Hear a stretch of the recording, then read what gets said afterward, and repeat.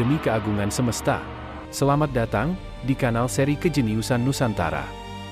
Video ini hadir untuk berbagi kecerdasan mengenai demi nasionalisasi dan regenerasi.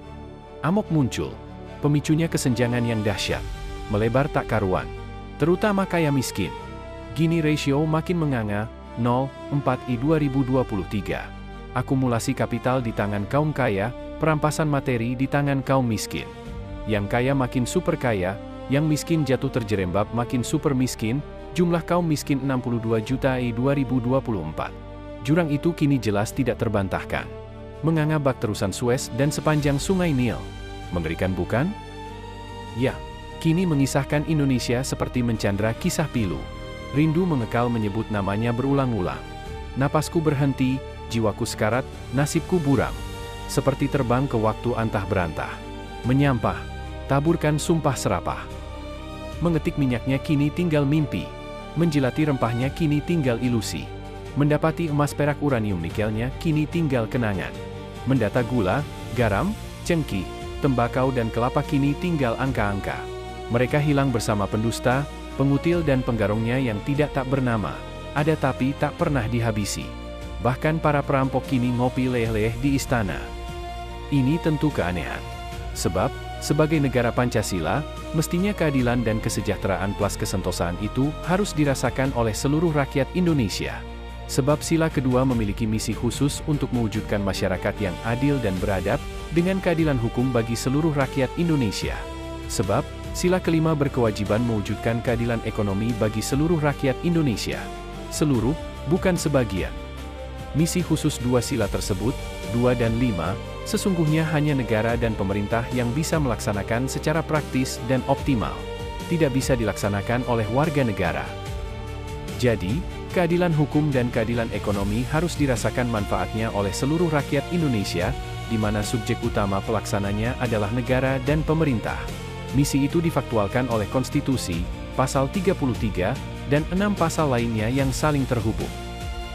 Karenanya, prioritas perjuangan seluruh warga negara Indonesia hari ini adalah terwujudnya keadilan hukum dan keadilan ekonomi bagi seluruh warga negara.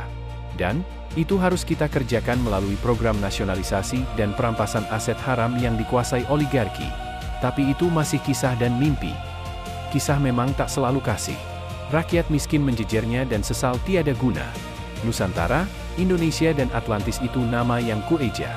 Kalau kalian siap menang, kita segera melakukan rekonstitusi. Isinya tentang nasionalisasi dan perampasan aset haram. Segerakan, mari kita rebut dan bagikan. Seadil-adilnya agar sentausa.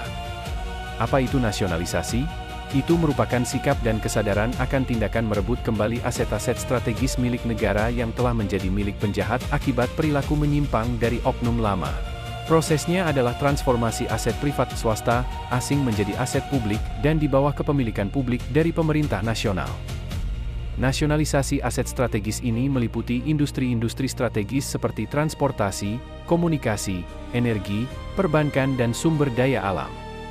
Industri-industri yang dinasionalisasi, berkewajiban untuk beroperasi demi kepentingan publik, warga negara.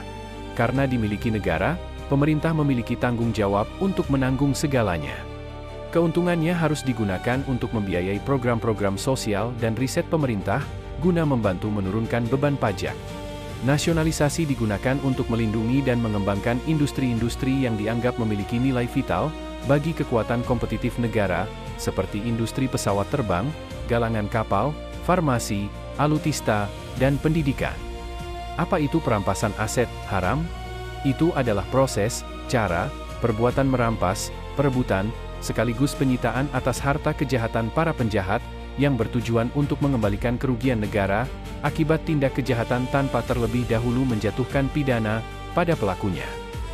Tentu saja, tindakan patriotik ini membutuhkan keberanian agensi negara, dan para penegak hukum, serta ketegasan lembaga-lembaga negara.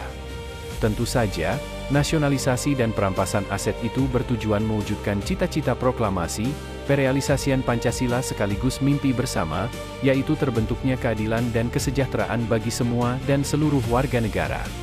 Dengannya tak ada lagi ketimpangan, tak ada lagi kaum miskin, pengangguran dan kepariaan. Dengannya, keadilan, kesentosaan dan kemartabatan tercapai serta menjadi tonggak Indonesia yang jaya dan raya. Semoga. Demi nasionalisasi dan regenerasi.